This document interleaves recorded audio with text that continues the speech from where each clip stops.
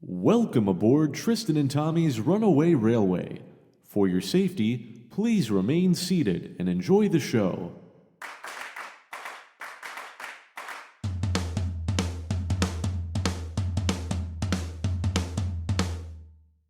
Bob Chapek got fired. Welcome to Please Remain Seated, theme park podcast hosted by two theme park enthusiasts that work for the industry in Central Florida. It's been a couple months since we recorded. We got a lot of news to catch up on, a lot of Central Florida news to catch up on. Also, just around the world, of course, Hershey Park announced Wildcats Revenge officially, Carowinds and Kings Dominion going year round. So many other things in Florida. Like, oh my God, Tristan, how are you doing? I'm Doing Tommy. pretty You're pretty Tristan. good. I'm Tommy. That's Tristan there with the beard, and we're doing Yes, pretty good. correct. Yep. Long story short, we want to apologize for the long delay. We haven't recorded in over 2 months. I've been all over the globe, really the country, but I did go to Mexico at one point on a cruise, and then yeah, I've been to Texas. I went to Illinois twice. I had some friends come down from Illinois and visit me here, and it's been a heck of a time. But I'm glad to be back here with my theme park Yeah, family. glad to have Tristiano back. Yeah, I've mostly been in Florida most of this time. To go to North Carolina for a hot minute, but I been just doing a lot of theme parks. Of course, Halloween Horror Nights happened. I went at least once a week while that occurred. From the first night to the last night, I went to the very last Nightmare Fuel and had that was such a magical experience at that show. Oh, a funny thing, I didn't tell you about this, Tristan, but because that was on Halloween and the last show happened after midnight, that was November 1st by that point, and some of the staff at the show were wearing Christmas hats and saying Merry Christmas to us, which I thought was hilarious. Um, but anyways, we got a lot of Disney and Universal news to catch up on. Tristan, do you want to just jump into it? Yeah, jump into it. We got a lot. All right, but since it's been a while since we recorded, I thought one of the most fun things to talk about with Disney was going to be Fantasmic coming back. We'll get to that, but Chapek, Yeah, wow. Um, that came out of nowhere. I was on my Illinois trip, and I woke up and saw that. I was like, oh, Disney CEO is is now Bob Iger again. Like that's interesting. Yeah, it just happened on a Sunday night. Like I remember, I had to open the next morning, which has me waking up like at 4 a.m. So I went to bed early that night. So when I woke up, my phone was blown up. And Yeah, I was just like, this can't be right. But then I looked it up and was, oh my God, this is really, it's like one of those things that like you really hope would happen, but like didn't think it would actually happen. And incredible. yeah. I mean, in the end, I'm happy. Yeah, But kind of a lot to unpack with it. I don't know if Iger has said anything publicly, but there's been reports of him like saying that he really hasn't been happy with the direction that the company's been going in. Before Chapek got fired, he did announce park specific pricing. So at Disney World, so depending on the park you are trying to go to, like it actually is different prices. So Magic Kingdom obviously being the most expensive. He also announced a hiring freeze and some layoffs coming, but he didn't realize that was just going to be him. As far as I know, he's been the only one laid off. Iger has said that the hiring freeze is going to remain in place for now, and that he's working on like a whole company restructure at the moment. So I think a lot of Chapek's guys are kind of going out the door. And Tristan, have you seen anything about Iger since he's returned? What have you seen? I know he had that town hall or whatever for his cast members yeah, and he employees. did some sort of Q&A thing with Disney employees. I didn't see it. I know the only thing I took away from it was that the hiring freeze is going to remain in place. I don't remember if I had heard any other details from it. Yeah. But I know Bob Iger hung out in Disneyland the other day, and he was taking pictures of the people because everyone's so happy. Him and Josh Tomorrow were hanging out, and um, I mean, from my perspective, I am also quite happy. Personally, I actually have a friend who's a Disney employee who I won't even use the term met Bob Chapek, but was in a room basically alone with him, and Bob Chapek just ignored my friend. Just didn't even just stood there Yeah. silently, so he didn't even say hello You know, or thank you when you hold the door. So I don't really care much. yeah, I had a friend that worked at Magic Kingdom on the 50th, and they told me that that Josh tomorrow was like being super friendly with everyone, like smiling and waving, and Chapek just looked really annoyed walking through crowds and just really not a very personable person. And I even know like a longtime manager that knows Josh and Bob, who had said that like Bob Chapek gets so annoyed because Josh is like so friendly with everyone, and then like Chapek just wants to get it down to business. Um, it's definitely nice, having someone who's actually personal back at the helm. We'll see what direction it goes in now. The one other thing that I took away from the town hall, because I think there wasn't too much takeaway from it, but I think as far as parks goes, like a big thing that people have been complaining about with the Disney parks have been the park reservations, obviously. So someone asked about that, like, what do you think about it? And Iger said that he's going to have a conversation with Josh tomorrow about it because like the parks are his thing, and he said that like he acknowledged there has been a lot of negative complaints about it. There's also been some positive things. I don't know exactly what those are aside from execs who say they like it. um so we'll see what happens with that. I know everyone's dream is for those to at least go away. Some people talk about oh, maybe Genie Plus is going to go away. Nah, we're going to have a paid fast pass system forever. I hope they revamp it to some degree. We've talked about that on here before, but as long as park reservations go away soon, that'll be good, I think. But we'll see. Bingo. Who knows? Is that all the Disney news for now? Oh wait, no, Fantasmic. That's the big one. That Yeah, was my big one. yeah. Tristan, what do you gotta say about Fantasmic? What's going on with that? Fantasmic has always been my favorite show Mm. at Disney, and I was super bummed when it never came back with the COVID reopening, and I wasn't quite sure when it did reopen if I was going to get to see it anytime soon, so I went ahead and just watched it on YouTube. Oh wow. Spoilers, Tommy, have you seen it? I did see it. I actually saw it opening day. I saw the very first one on opening day. Now, I had to get a park reservation for Epcot, and then we park hopped over to Studios, and we actually didn't get there until like an hour and a half before the show. So and this was opening day, keep in mind. So getting to the show an hour and a half beforehand on opening day, we were in the bleachers. Like I mean, like the top corner bleachers. Yeah. So we didn't have the best view, but I wanted to be there opening night regardless. We could have waited another hour and a half to get better seats for the 9:30 show that night because they did two shows that night. But I think they actually are still doing two shows every night. But I was not feeling good that day and like almost had to call it. But Hmm. I ended up going out to it and I was very happy about doing so. I've always loved Fantasmic, and it's basically the same show, but they added some updated scenes, and I love the updated scenes they added. Like I think they did a fantastic job with them. Yeah, we can keep it spoiler free for now, Yeah. since it is still so new. But I saw it the other day and in person, and the I have to say the updates are great. Hmm. No complaints with them, and I really don't miss what was replaced all that much, to be honest. Yeah. No, no, I Um, agree. so overall, totally happy it's back.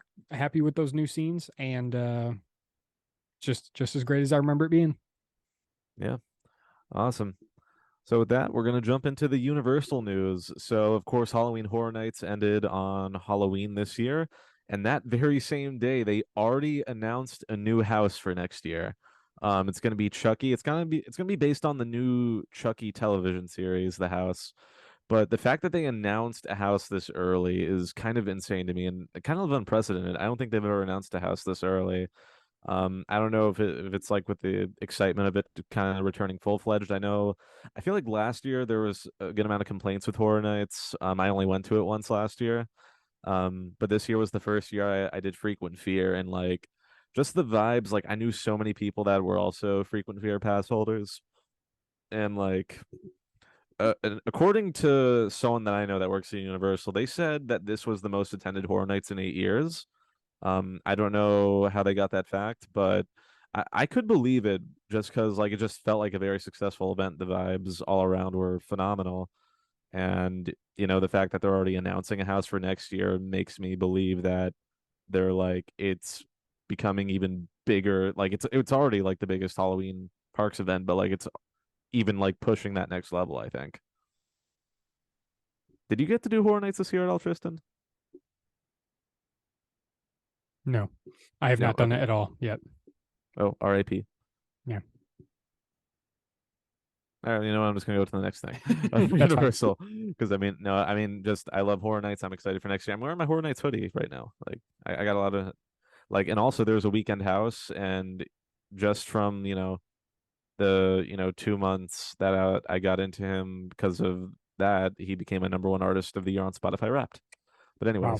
anyways, Universal Orlando's KidZone with Woody Woodpecker and all that finally getting rethemed.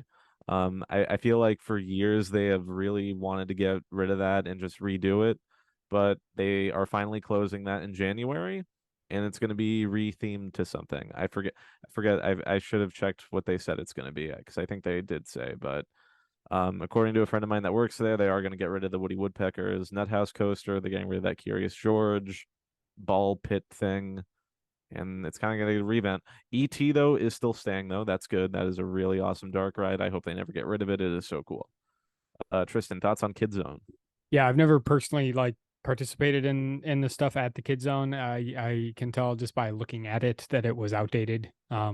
And definitely a plus to have that area be rethemed and updated, made more modern. I'm sure it will be, and I don't know what sort of intellectual property they're going to put there, but I'm sure it'll be better than whatever it was. Yeah.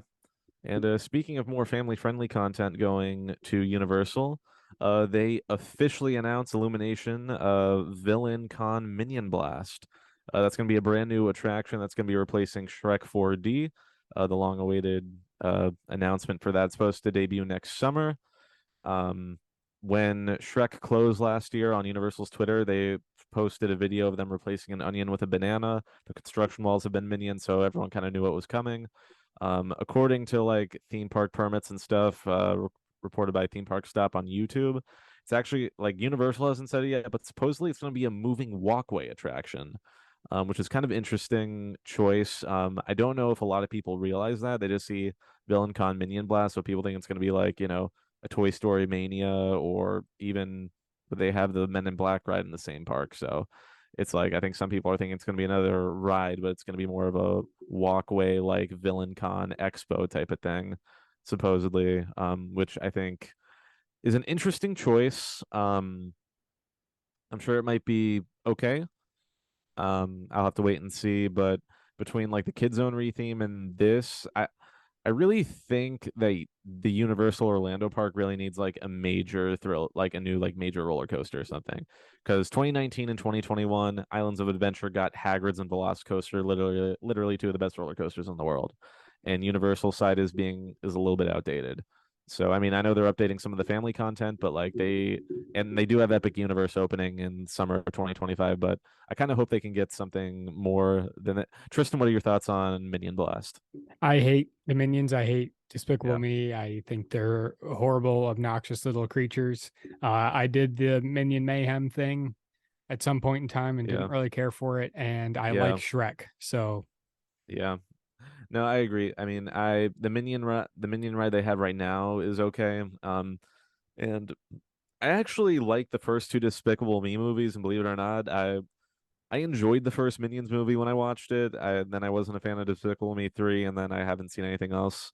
But I don't like care enough about it to the level they're doing it. Although the Minion float in their parade, their Christmas parade is really cool, and like their whole Christmas parade is nice. But anyways, another thing that I think is an interesting choice is that you have Minion Mayhem and now this Villain Con Minion Blast right at the beginning of the park, so you're pretty much entering the park into a Minion zone, which is kind of an odd choice for like the main park. Like I feel like for people that don't know better, like if they only have a choice to go to Universal or Islands of Adventure, they're going to go with Universal just because like, oh, it's like the Magic Kingdom Universal, when really Islands of Adventure is like the best park in Orlando. Um, and then like you're greeted by this whole minion area, which it's like minions I feel like are very divisive. Like most people, it's kind of one of those things like either you love them or you hate them type of thing. But despite that, one of our next things we want to talk about is that in 2021, the Universal parks had more attendance than the Disney World parks, except for the Magic Kingdom. Magic Kingdom had a total of 12.6 million, almost 12.7 million in attendance. Islands of Adventure had 9 million in attendance, and I'm sure Velocicoaster helped boost that. And of course, you got Hagrid's over there. Universal Orlando had 8.9 million, almost 9 million. Hollywood Studios had 8.5 million. Of course, they've gotten really popular since Galaxy's Edge and Rise of the Resistance. It's a very crowded park usually. Epcot had 7.7 million, and Animal Kingdom had 7.1 million in attendance. So, Tristan, what do you think about that? Like, this is the first, I think it's the first time ever that those parks did better than three of the Disney World parks. I believe it is. And the first thing that popped into my head is the fact that basically both Islands of Adventure and Studios, Universal, both basically did 9 million. Yeah. I mean, yeah. So it's odd to me because you would just mention that Universal Studios Florida is the main park. It's, it's Yeah. what people would think of when they think of the park, because Islands of Adventure is a spin-off park or however you want to call it. But they both basically got the same attendance. Look at the four Disney parks. Magic Kingdom was 12.6 million, and then it drops Yeah. down to 8.5 million. Yeah. So right off the bat, I noticed that, most of the time, a property that has several parks, there's a staggering difference between the parks. Hmm. But at Universal, both the parks basically did the same attendance, and I think that's probably Yeah. good for Universal because it shows Yeah. that people probably bought the park hopping ticket or whatever, or Mm. 2-day passes to get one park one day, one Mm. park the other day, and that's probably what Universal wants. So Yeah. And I mean, I think it also does help that the parks are literally right next to each other. Like you can easily walk from one park to the other or take the Hogwarts Express from one park to the other. And like you're going right into the park. keep Like, talking, because what I'm going to do now is I'm going to look up Disneyland and California Adventure and see what the difference between those two were, because they're also right next to each other. fantastic. So yeah, that would be an interesting type of thing. Um, gosh, I'm blanking out right now. Um, yeah, no, there really is a big drop off between Magic Kingdom and then Hollywood Studios, and I almost would have thought that Epcot would have been the second highest attended, but if anyone has ever been to studios since Rise of the Resistance opened, it's really been, it just feels like a very busy park now. And Animal Kingdom typically doesn't, so it doesn't surprise me that that one's at the bottom. Um, and then actually on top of this, we also got the numbers for Busch Gardens Tampa and SeaWorld. Busch Gardens did 3.2 million and then SeaWorld did 3 million. So, not too much attendance for those parks, but the fact that, and that's a big drop off from DAC to Busch Gardens. I'm curious to see how much Iron Gwazi boosted the attendance for Busch Gardens Tampa this year because that opened up very early and that was a very anticipated coaster in the coaster community. Um, I mean, I don't think any park is going to do Disney Universal numbers though. Um, so I doubt that. Um, Tristan? Have my numbers here. Okay. This has occurred to me. Disneyland reopened in 2021. Oh, right. I forgot about So that. there's that. That's going to have an effect on this, but I do believe that Disneyland Park and California Adventure reopened together, Yeah. as far as I know. So I have the numbers here. Disneyland Park did 8.5 million in Hmm. 2021. California Adventure 4.9 million, 4.98. Oh, So basically wow. 5 million, which is 3.5 million less than Disneyland Park. Jeez. So in that regard, I do And believe Universal outperformed, and they had everyone went to both parks. yeah. And like I feel like the Hogwarts Express probably has a big thing on that too. Yeah, that definitely would help. Yeah, an attraction that brings you from one park to the other definitely helps if you have that special ticket, Yeah. or whatever it is. But yeah, It's like there's been like, online discourse about people liking Universal a little bit better. And like I'm wondering how much the park reservation system also has a play on that. Um like I know at least for me as a local, like, I just love waking up and go, I want to go to a theme park today. Like sometimes I don't plan on it.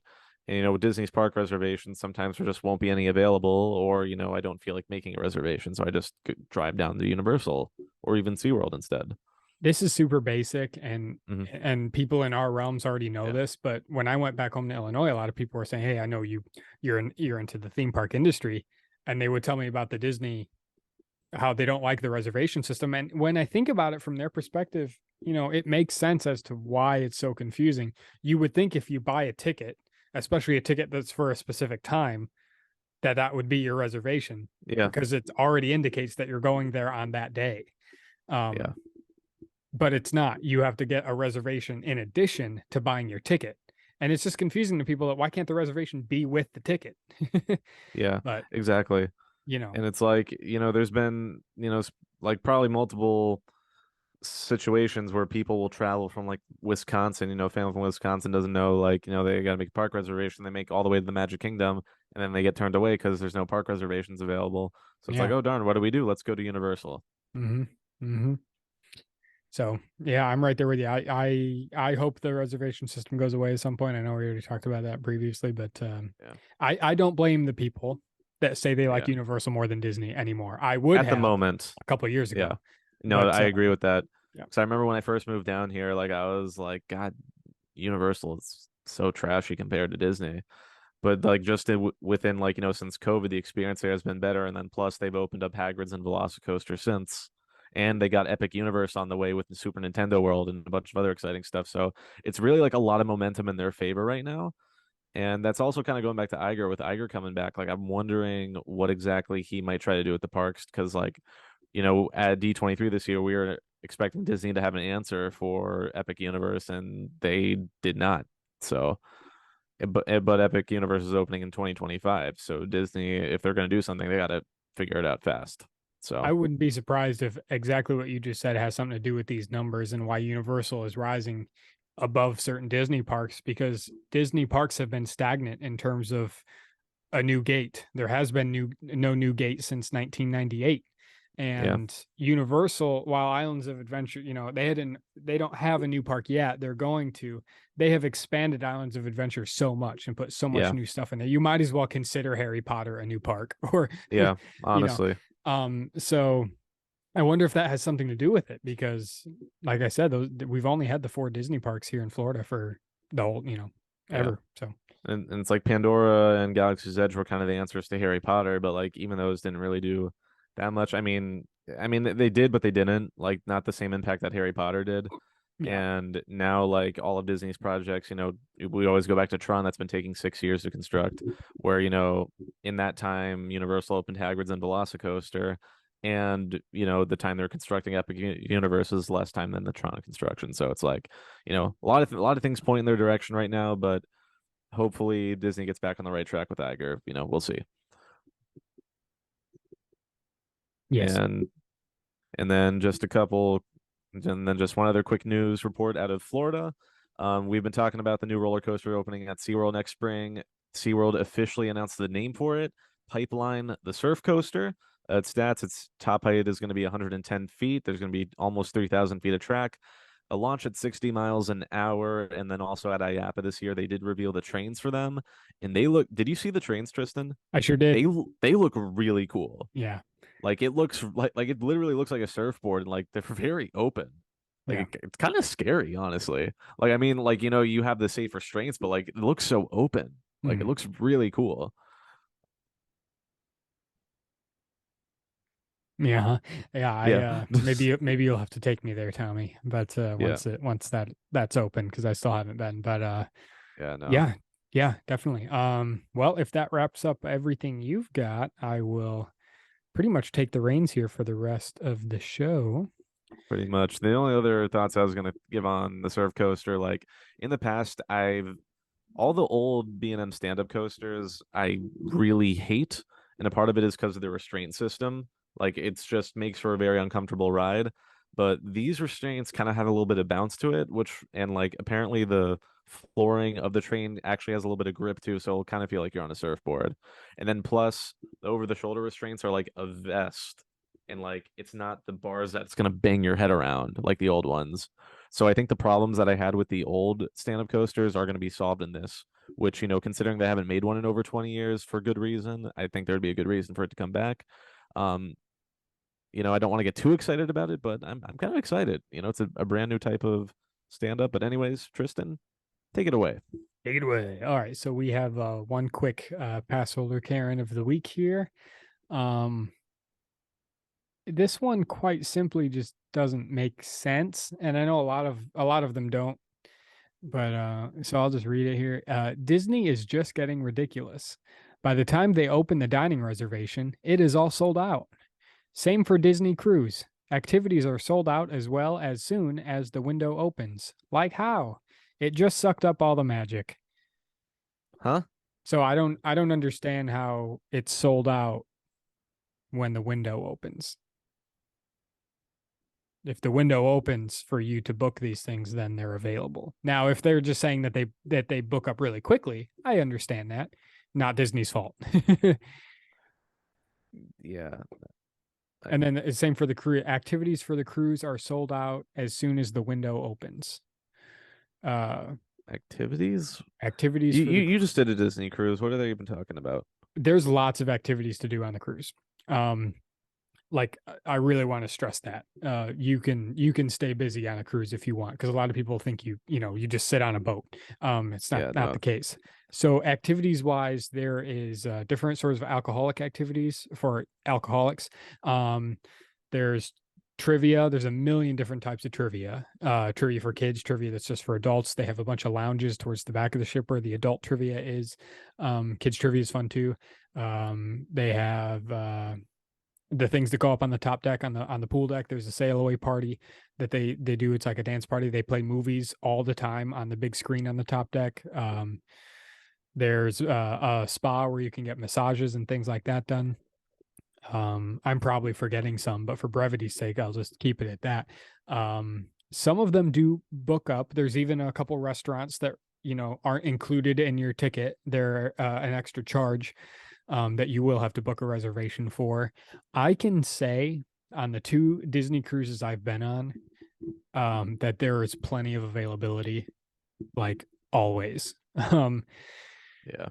Most of the time, with the exception of like the Disney Wish, because it's the brand new cruise ship, the cruises aren't anywhere near fully booked. So, and I know that for a fact when I go on these cruises that they're not fully booked. And so there's plenty of things available. So I think this person's just complaining that whatever they wanted must have sold out quickly. I do have to say, like, as a theme park person, especially with Disney, where there's virtual queues and other types of things that require you to be on at a certain time to grab, Yeah. reservations included, for different things, that you should know that you have to be on at 7 a.m. or whatever it is if you want to grab what you want to Yeah. grab. I have a hard time believing that this person knows that, and they just wanted to complain that Yeah. something was up. But it's not Disney's, and that's what I want to get to here. It's not Disney's fault that everything booked up. Yeah. That's blame the other guests that Yeah. bought all the Correct. spots. I don't know how that's Disney's fault, but and a lot of people don't understand that. But I used Yeah. to work at a movie theater, and Mhm. for like big, like Marvel movies or Star Wars, we would sell the auditoriums out, and then people would get mad at us that the auditoriums are sold out. I'm like, well, how's that our fault? Yeah. So, I don't know. No, But for real. that's the Karen right there. And then we'll hop into our TRISTory. We only got a few minutes left. Within the last few weeks, Disney legend Alice Davis has passed away. Now, she was known by a lot as the wife of Mark Davis, who was an Imagineer and another Disney legend who had a huge impact on a lot of the classic attractions that we know of today. However, Alice Davis, I don't want her to be remembered as simply the wife of Mark Davis. Alice Davis did a whole lot back in the day, and I'll get to that here. Named Disney legend in 2004, Alice was a costume designer, most notably for Disney, where she was personally hired by Walt Disney to design costumes for film and television in 1960. Although she had already designed a costume for the live-action model for Princess Aurora for 1959's Sleeping Beauty. Walt picked Alice and artist Mary Blair to design the costumes for the audio animatronics of It's a Small World at the 1964-65 New York World's Fair, which we actually covered in one of my TRISTory segments previously. Go check that out. And she also designed costumes for the Carousel of Progress. She later designed the costumes for the Pirates of the Caribbean attraction and the Extinct Mission to Mars attraction. She also pioneered a manufacturing area, quality control system, and refurbishment techniques exclusively for audio animatronic figures. Her husband, Disney legend Mark Davis, died in 2000, but Alice continued to consult for the Walt Disney Company, including for Disney Pixar's Up. Prior to her time at Disney, she attended the Chouinard, hope I'm pronouncing that right, Chouinard Art Institute in Los Angeles, a school with notable alumni like Mary Blair, Disney artists Harper Goff and Herb Ryman, legendary Disney animators Ollie Johnston, Frank Thomas, and Wooly Reitherman, and artist Roy Williams, member of the Mickey Mouse Club and designer of the Mickey ear hats. So that's just a fun side note. The guy who invented the Mickey ear hats that like you see a million Oh of. wow. Yeah. He invented those. He went to the same school as Alice. This is also where she would meet her husband, Mark, and he was an instructor at the school. Alice died on November 3rd of this year, just a couple weeks ago, a little over a month ago now. But Alice Davis is one of those Disney legends. If you really go back and delve into what went into creating It's a Small World and the costumes for Pirates of the Caribbean, I mean, those are the two big ones right there. It's a lot of work that goes into those sorts of things. And not only that, but it mentioned here that she pioneered a manufacturing area, quality control system, and refurbishment techniques exclusively for audio animatronics figures. So a whole system of maintaining the quality of the audio animatronics was pioneered by Alice Davis. So thank you for sharing that about Alice Davis. you're welcome. Thank you, Alice Davis, for your contributions to the Walt Disney parks. That's it. Awesome. Well, that is going to take it away for our show today. Since we still have a few minutes left, one thing I actually wanted to circle back to about Bob Iger coming back.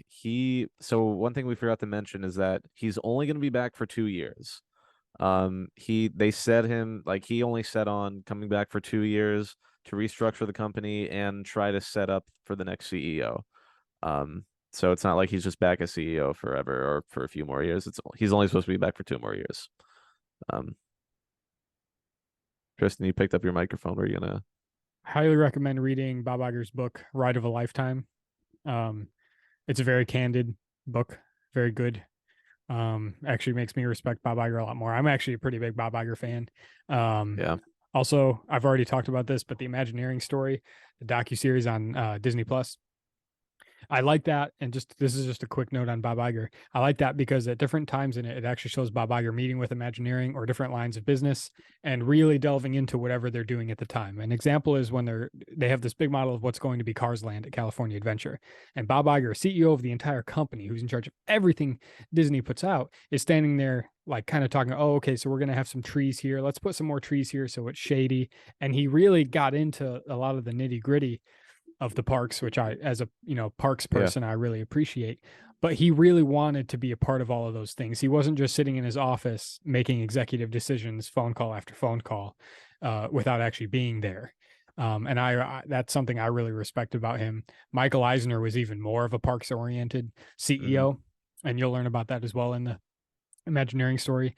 But as compared to Bob Chapek, who didn't really care about the parks at all, I mean, in his time at CEO, all he cared about was the streaming services, it seems.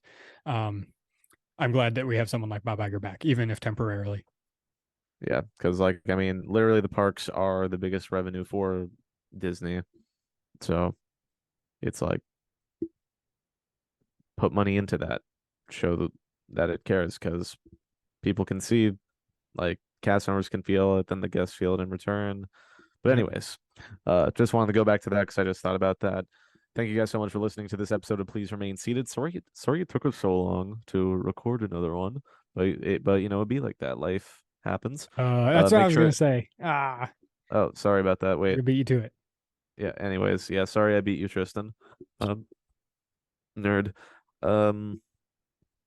Yeah. Like, comment, subscribe, rate 5 stars, like us, follow, and we'll be back with more Remaining Seated at some point. I love Pull on you. the yellow tab. Yeah. Buckle up. Before we record this, like I knew we had a lot of news to cover, and I wanted to say buckle up and tug on that yellow strap, please remain seated, but then I totally forgot to say all that. I'm gonna edit all that out so no one ever knows. No, you don't. No. Bye. No.